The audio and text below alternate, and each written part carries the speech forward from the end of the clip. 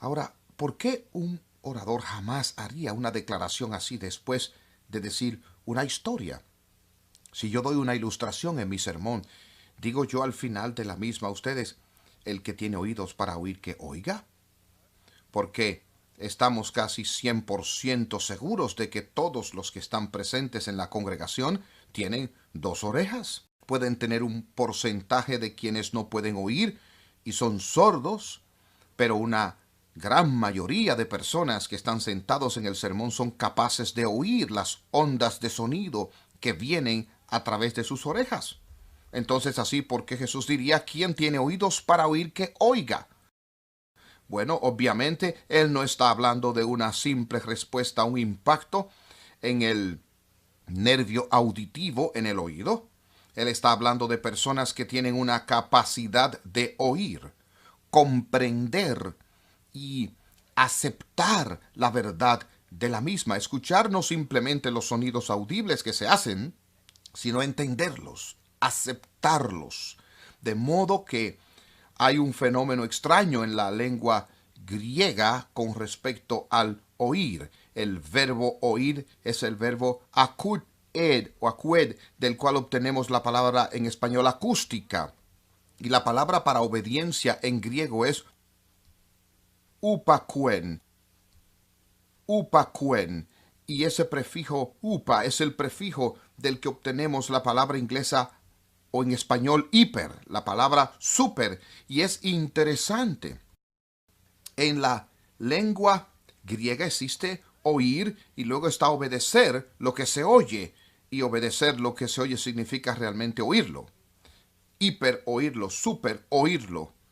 Y así, cuando Jesús da esta declaración, quien tiene oídos para oír, oiga, básicamente lo que él está diciendo es que él entiende que había gente allí, él lo entiende, oyendo sus enseñanzas, que no las oyeron. Nunca realmente perforó su entendimiento o su corazón. Y por eso Jesús hace una distinción entre los que oyen y los que no oyen. Y obtenemos más explicación sobre esto en el extraño pasaje en Marcos capítulo 4, donde leemos estas palabras. Después de que Jesús les dijo, quien tiene oídos para oír, que oiga, pero cuando él estaba solo, aquellos que le rodeaban con los 12, le preguntaron acerca de la parábola. Y él les dijo, a vosotros os es dado el saber el misterio del reino de Dios, mas a los que están fuera, por parábolas todas las cosas, ¿para qué? Les dice, viendo, vean y no perciban, y oyendo, oigan, oigan y no entiendan, para que no se conviertan y les sean perdonados los pecados. ¿Qué está pasando aquí? Es a aquellos que tienen oídos para oír. La parábola es un instrumento que Jesús usa para dar una comprensión más profunda de las cosas que Él está diciendo. Pero para aquellos que no tienen oídos para oír, la parábola es realmente un instrumento de ocultación. No es simplemente dado para que todo sea hecho claro para la gente, sino que es para oscurecer a aquellos que están fuera, a los que no se les da la comprensión del misterio del reino de Dios. Eso suena duro, ¿verdad? Que Jesús viene y no solo Él viene a instruir y a ayudar a gente a entender el reino de Dios para quienes tienen oídos para oír, pero también su venida es como forma de juicio para aquellos que no quieren oír la verdad. ¿Recuerdan? En nuestra condición de caídos somos descritos en términos del Nuevo Testamento como que nosotros por naturaleza no queremos tener a Dios en nuestro pensamiento. No queremos escuchar su palabra. No tenemos deseo de entender su palabra. Somos fugitivos de su palabra. y enemigos de esa palabra. Y por eso, cuando Dios habla, su palabra, que es redentora para algunos, es una expresión de juicio sobre los demás. Regresemos por un momento al profeta Isaías, a su llamado en el capítulo 6 del libro que lleva su nombre. Y después que él tiene la visión del Señor alto, sublime, y él oye la trisayón, la canción de los serafines, santo, santo, santo es el Señor de los ejércitos, está abrumado y pronuncia una maldición sobre sí mismo. Y entonces Dios instruye a los serafines y toman un carbón encendido del altar, y al sellar sus labios, y mientras él está temblando ante la santidad de Dios en profunda angustia, horror y terror, Dios dice: ¿a quién vamos a enviar? ¿A quién enviaremos? ¿Y quién irá por nosotros? Isaías, a través de esos labios ampollados que acababan de ser cauterizados por ese carbón caliente, dice: aquí estoy yo, envíame a mí. Y entonces, ¿qué le dice Dios a su profeta? Oh, Isaías, esa es una manera, me alegro mucho de que te ofrecieras para esta visión. Voy a ungirte con mi Espíritu Santo, voy a hacerte el evangelista más popular que nunca caminó la faz de la tierra, y las multitudes se conglomerarán en estadios para escuchar cada palabra que salga de tu boca. Eso no fue lo que Dios le dijo. En lugar le dijo: ve y dile a esa gente, sigan oyendo, pero no entiendan. Sigan viendo, pero no perciban. Haz el corazón de este pueblo sordo, sus oídos pesados, y cierra sus ojos,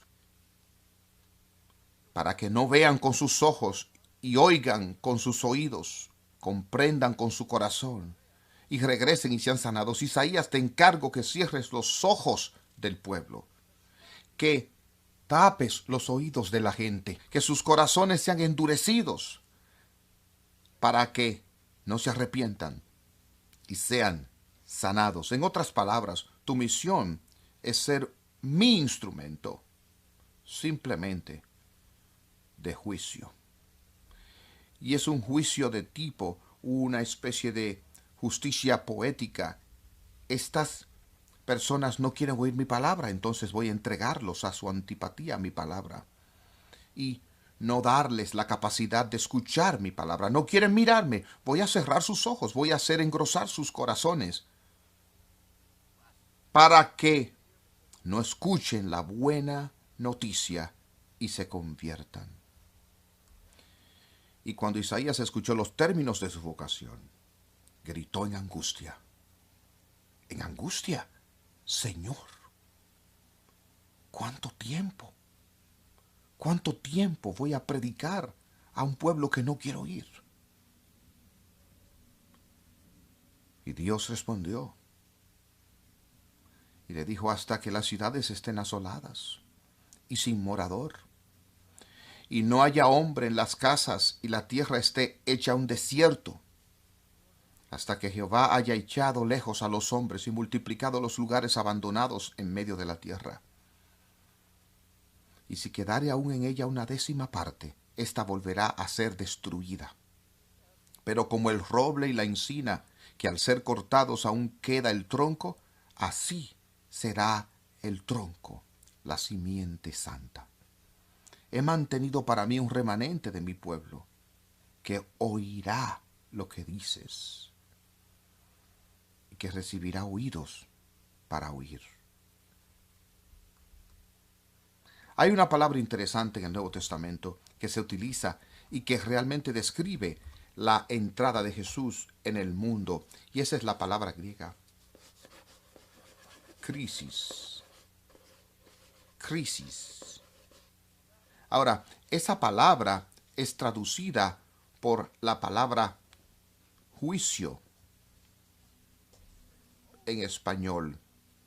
Lo traemos en nuestra lengua por una palabra diferente, la palabra crisis, y la mayor crisis en el mundo jamás experimentada fue el advenimiento de Jesús. Él vino para un ascenso y una caída de muchos. Y yo he venido no para traer paz, sino una espada, para poner el padre contra la madre y el marido contra la esposa y los padres contra los hijos.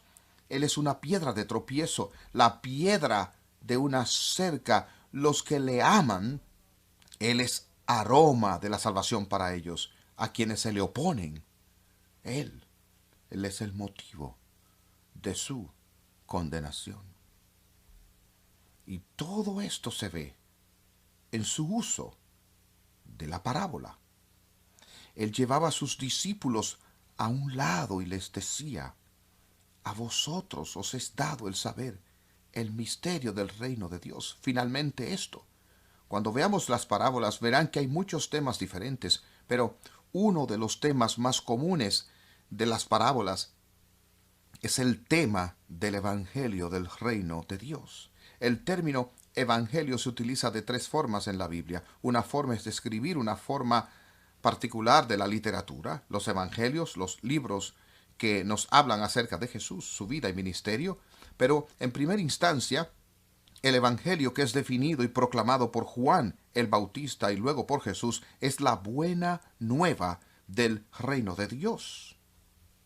Y más tarde en las epístolas, con Pablo, por ejemplo, él habla del evangelio de nuestro Señor Jesucristo, por lo que el contenido de ese evangelio es Jesús, su persona y su obra.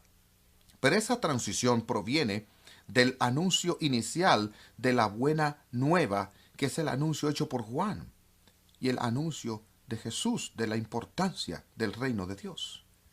Y así una y otra vez, a través de sus parábolas, Jesús dirá: y el reino de Dios, o el reino de los cielos, es igual a esto.